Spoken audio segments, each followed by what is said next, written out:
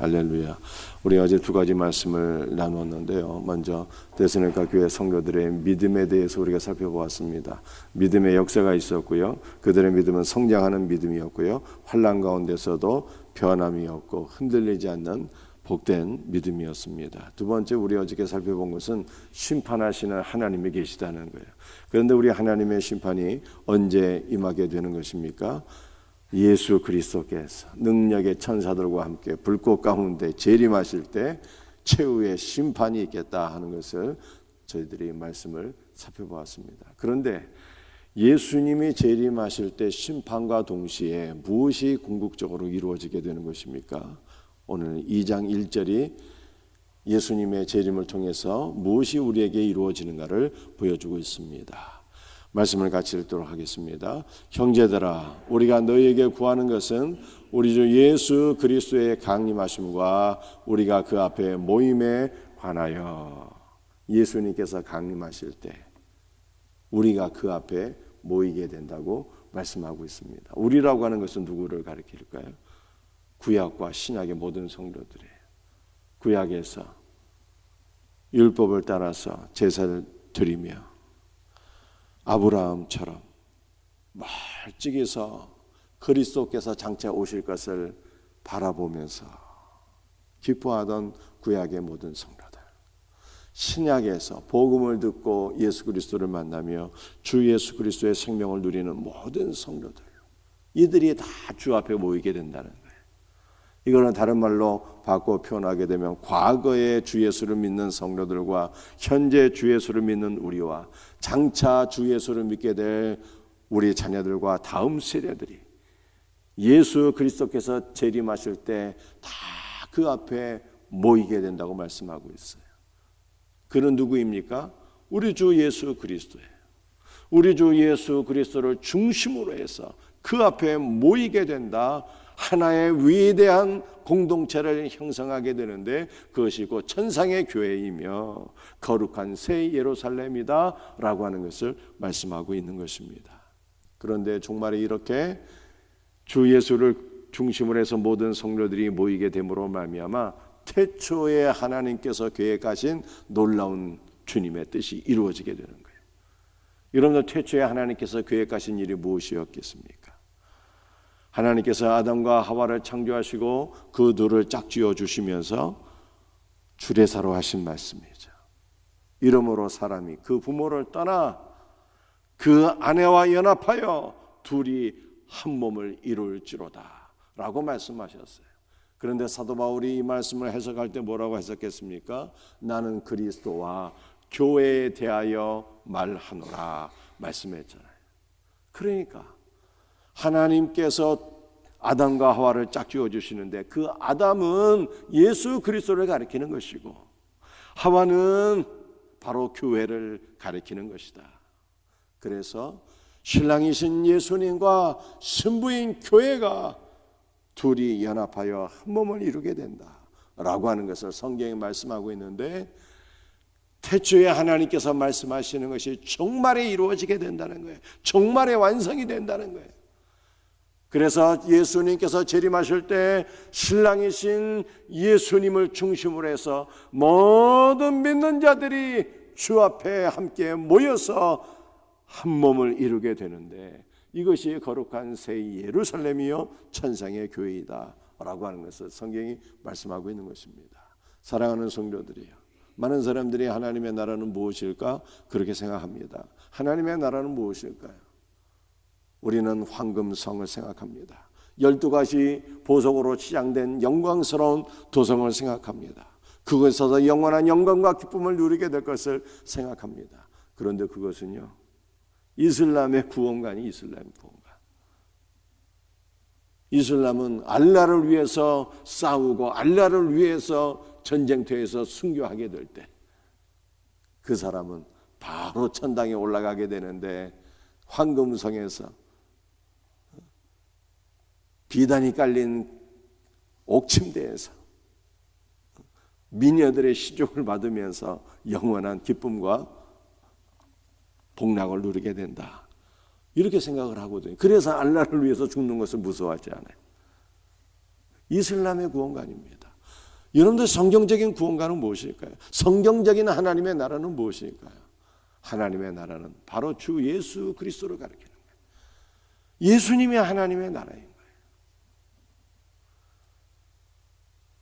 그래서 예수님께서 이 땅에 오셔서 첫 번째 선포할 말씀이 회개하라, 천국이 가까이 왔느니라 말씀하셨는데, 예수님 자신이 천국인 거예요.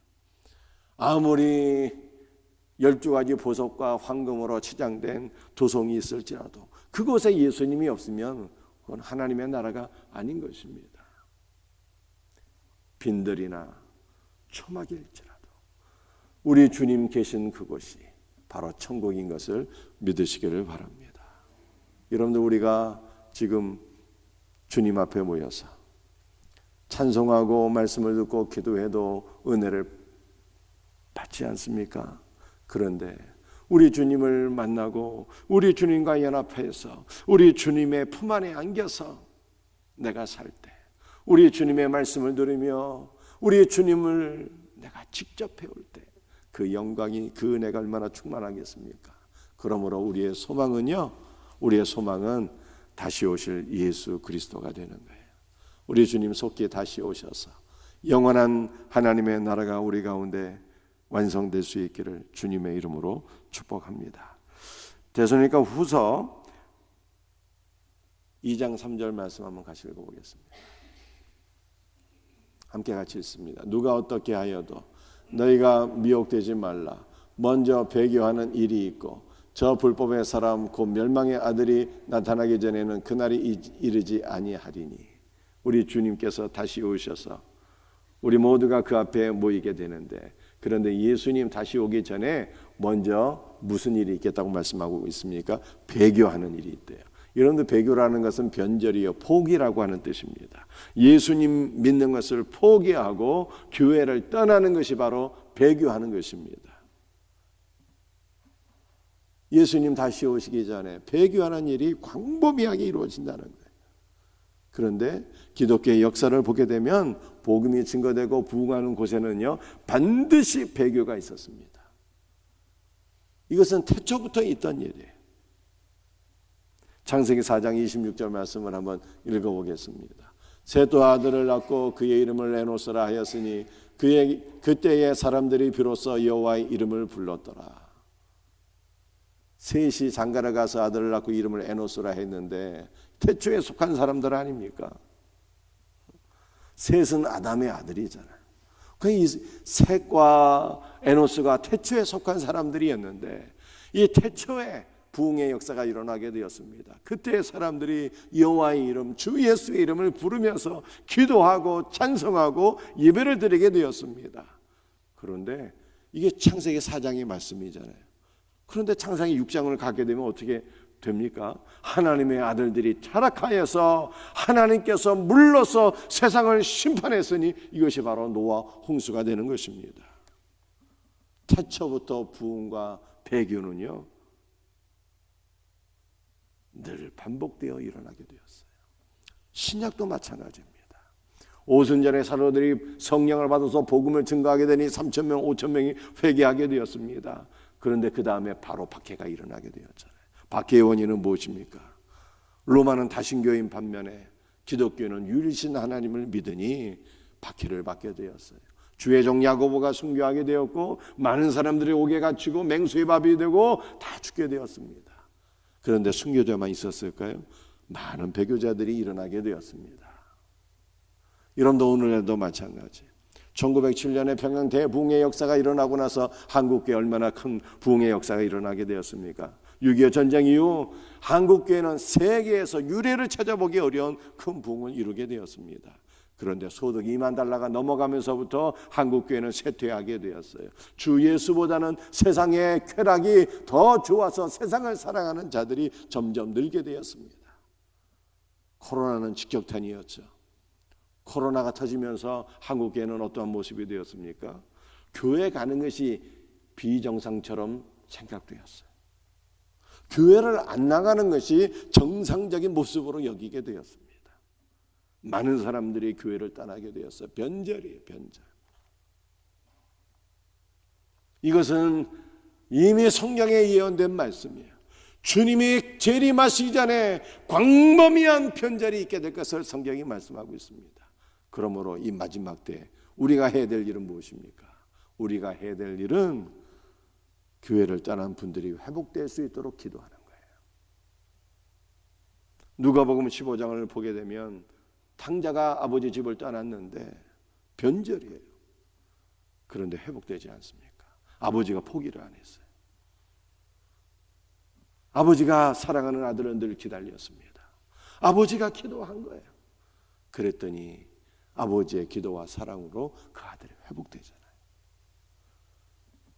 그러므로 우리도 아버지 하나님께서 이 땅의 변절자들을 위해서 기도하고 계시는 것을 믿으시고 그들이 돌아오기를 기다리고 계신 것을 믿으시고 우리도 아버지의 마음으로 함께 기도하셔야 돼요. 교회를 떠난 영혼들이 회복될 수 있도록 우리가 기도하고 사랑으로 찾아가고 섬기고 말씀을 증거하는 것, 이것이 오늘날 저와 여러분들에게 주님께서 맡겨주신 사명입니다.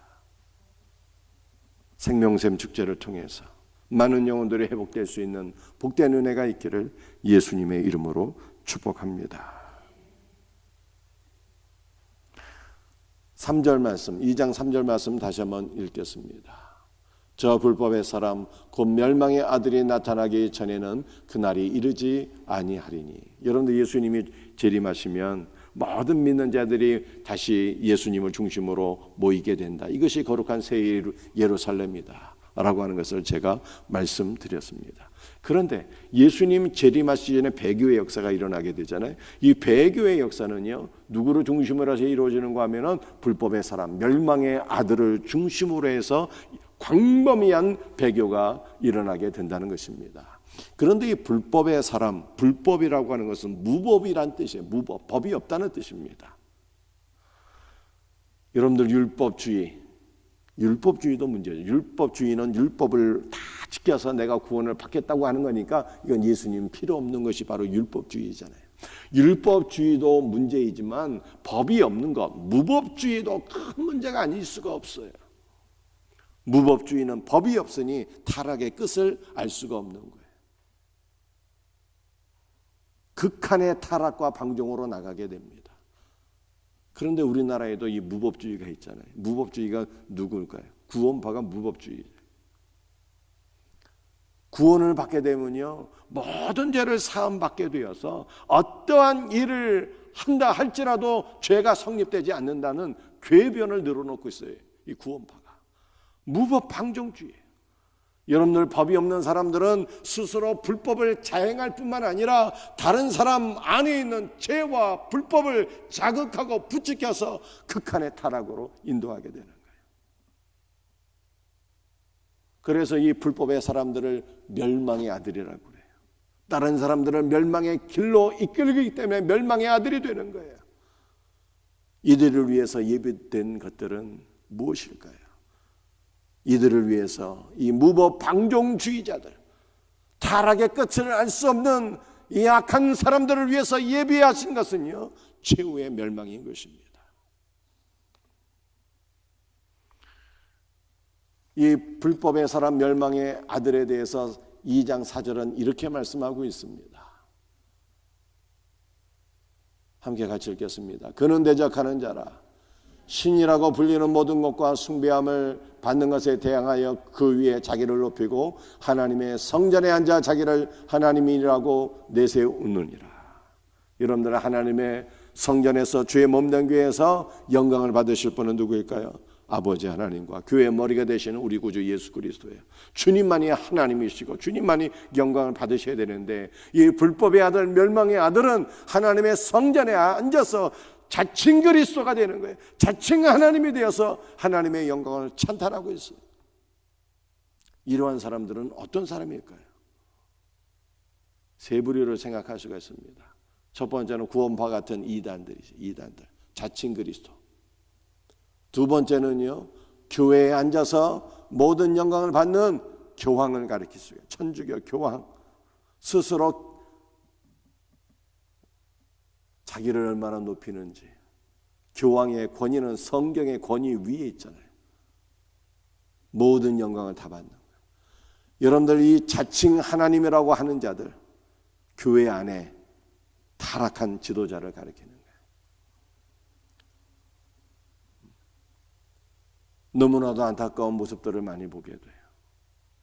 분명히 교회 안에 지도자인데 자기가 교회의 주인이라고 생각하는 사람들, 그래서 자신이 모든 영광을 받아야 되겠다고 하는 타락한 지도자들, 이것이 불법의 아들, 멸망의 아들인 것입니다.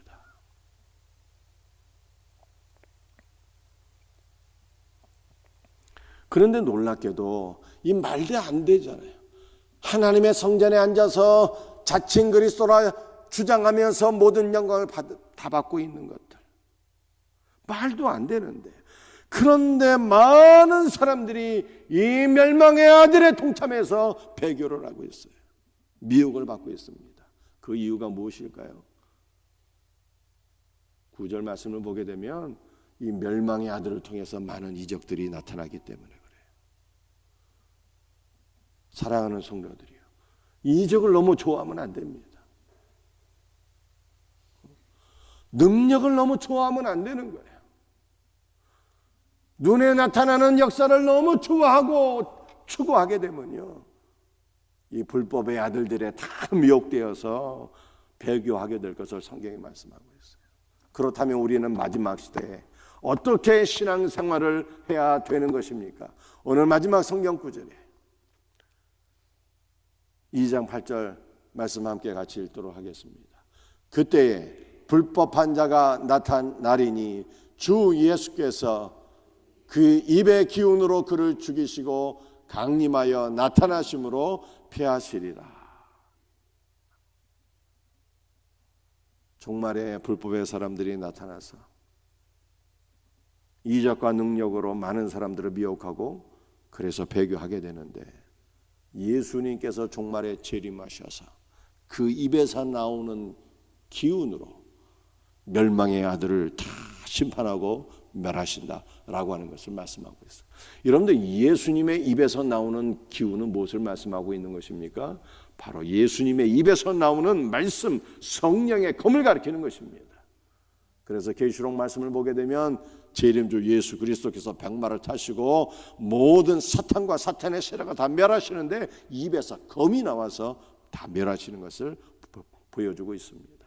예수님의 입에서 나오는 검은요, 바로 말씀의 검이요, 성령의 검을 가리키는 것입니다. 그러므로 우리는 정말에 무엇을 붙잡고 살아야 되는 것입니까?